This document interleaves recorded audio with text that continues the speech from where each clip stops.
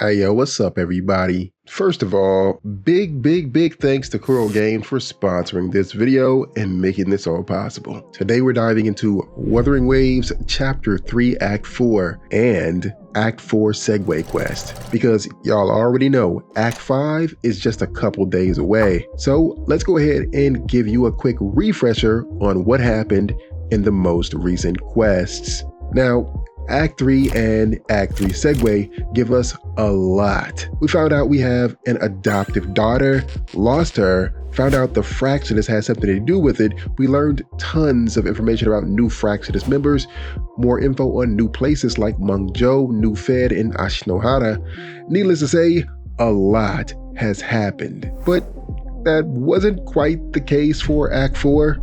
Like, out of 15 previous Chekhov's guns, only one fired in Act 4. So needless to say, Act 4 was fairly chill.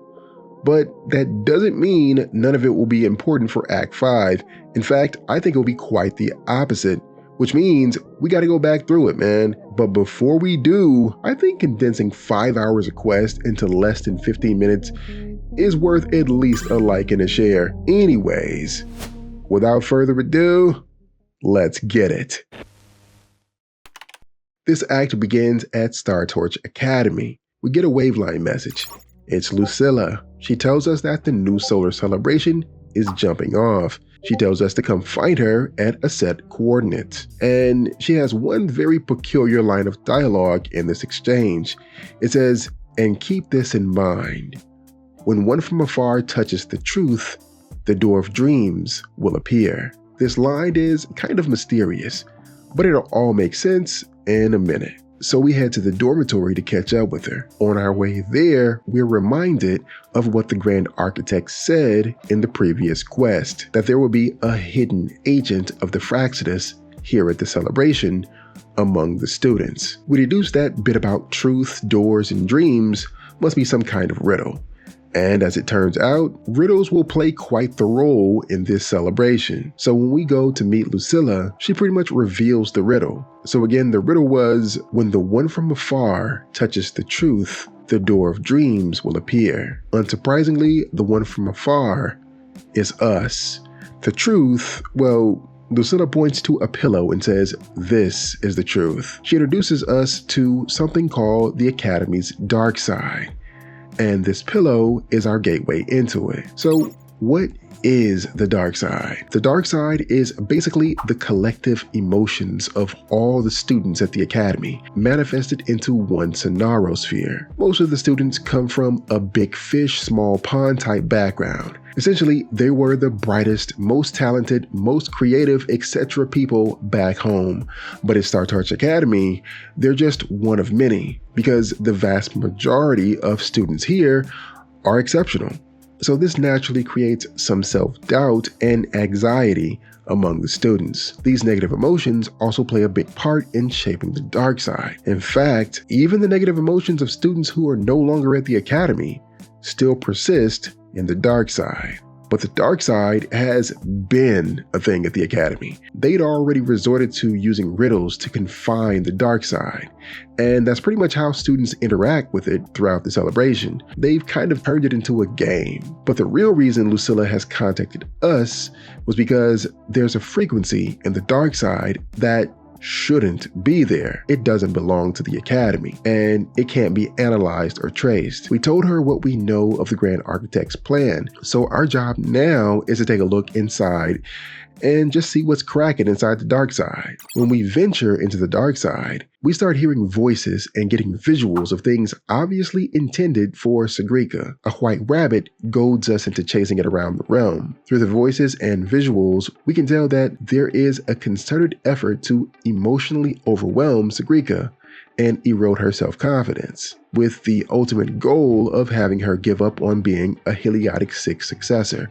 And for those who don't know, Sigrika is from the Roya tribe, and the Heliotic 6 are some of the most important, highly respected people of the tribe. All of the major internal decisions of the tribe, as well as how they engage with the outside world, is set by the Heliotic 6. They are super intelligent and are able to make all sorts of accurate predictions about the weather, the Thenodian void storms, and a whole lot more. So anyway, this voice is trying to make her give up on that path, which ultimately makes you wonder what the Fraxidus knows that we don't about the Heliotic Six. There has to be some reason for this. Nonetheless, we end up running into Sigrika in the dark side. We're a bit skeptical of her at first because Rover is thinking about what the Grand Architect said. And at this point, we don't know if she is the Fraxidus spy. I mean, I knew she wasn't the Fraxidus spy, but Rover doesn't. So who is the Fraxidus spy? Well, we come to find out that Sigrika's best friends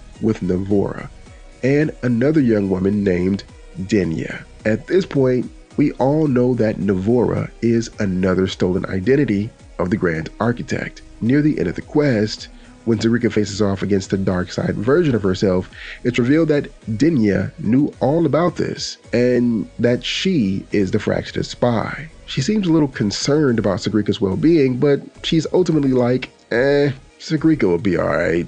It's all good. And she just vanishes. After defeating the dark side's Vortex Eye, we catch up with Lucilla and Luke. Lucilla congratulates us on a job well done, saying the Vortex in the dark side is almost gone. And internally, we're like, what? Not completely? The Grand Architect's game isn't over yet. Nonetheless, we take it easy for the time being. The celebration ends, and we're given a special commemorative ticket created by Isla of the Student Council. Sigrika is left wondering where her best buddies Navora and Denya are. At the top of Act 4 Segue quest, we get a message from Lucilla again. She's asking us to link up. When we go to see her, we get a peculiar cutscene where Lucilla is talking about deleting a Ragunese song and a Royan-styled breakfast. Well, all of this is meant to illustrate her forte and how it works. She tells us that she was just tuning her memories. It turns out that she's something called a memory type resonator. Her forte allows her to extract information from objects to draw out memories. She can store these memories in her own mind. However, this ability has its limits, so she eventually has to decide which memories to keep and which to let go or to delete. So this is what she was doing earlier when she told us she was tuning memories. She asked to borrow an item from us to demonstrate her forte and to relive just what we saw when we were in the dark side. Lucilla reads our memories of the dark side with Sigrika. Lucilla figures that the white rabbit is a tool of the Fraxidus, so she wants to capture it and extract info from the Fraxidus. The thing is, while many have entered the dark side, only a few were chosen by the White Rabbit. While the Fraxidus had a scheme targeting Sigrika and us, Lucilla believes that we're a special case and that there's a method to the madness. Essentially, there's a pattern to who the rabbit appears to. This leads us to investigating one of the dark side's victims, a man named Professor Segue. However, Professor Segue and Lucilla don't really get along, so she's tasked us with speaking to him about his experience, and she wants us to secure one of his personal items so she can use her forte to see what he saw in the dark side. After speaking with Professor Segue and obtaining one of his personal items, Lucilla is able to use her forte to relive his experience in the dark side. And it gets really dark. He sees a version of himself trying to exploit his desire for scientific discovery. During this exchange, we actually get a very interesting name drop, and that's Pascar Spectrum. And some of you guys might not know who this is, and I don't even know if this quest is still in the game anymore. It was an event quest from, I believe, patch 1.2. But long story short, Pascar was a scientist who kept on trying and failing every time to make a scientific breakthrough discovery. He died believing he was a failure. Zhang Liao ended up following up on the things that he'd been studying and talking to his lingering frequency, letting him know that he actually made a difference. So anyways, Professor Segue's dark side self was basically him saying he's trash and saying he's worse than Pascar Spectrum. Segue found himself willing to give up everything short of his life to make his scientific discovery. And he realized this whole dark side experience is extremely dangerous, especially for the students.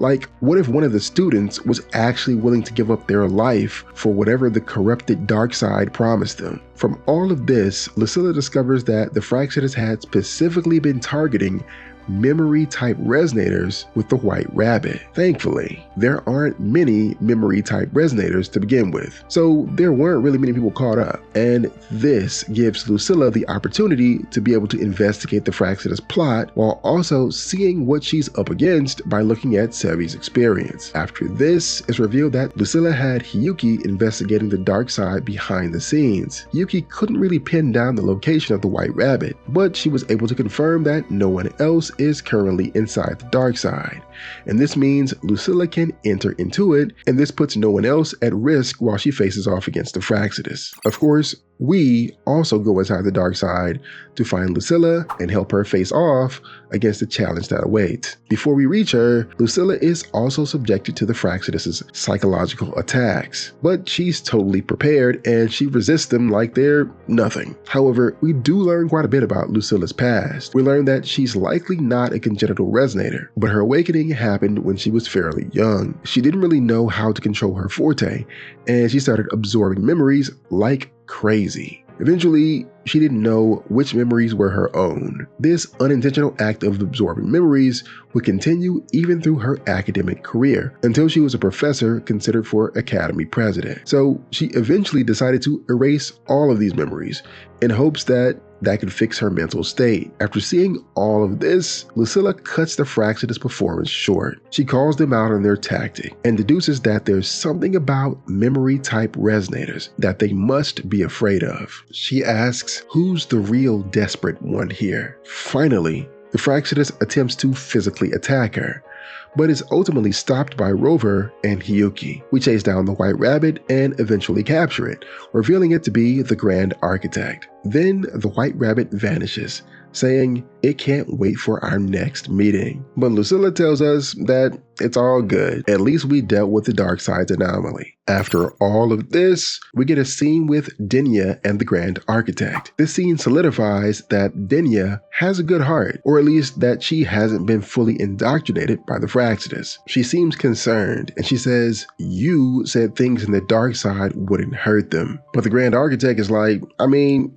it didn't really hurt them. You know what I mean? It just, kind of shook him up. The Grand Architect continues saying that Denya, she actually helped him finish an experiment. He wanted to see the opposite of the void. He wanted to see just how far memory-type resonators can go before its power consumes them. The opposite of the void and its power. Could the Grand Architect be referring to LF1 or something else entirely? I'd probably say it's something else, but I can't wait to Act 5 to figure out what he's really referring to. After this, Denya finally asks about the White Rabbit, saying, wasn't it your pet? But the Grand Architect was just like, we don't keep trash, we dump it. You better try to be useful if you don't want to be disposable. And that's pretty much all of Chapter 3, Act 4 and Act 4 Segue. But yeah, man, thank you guys for watching.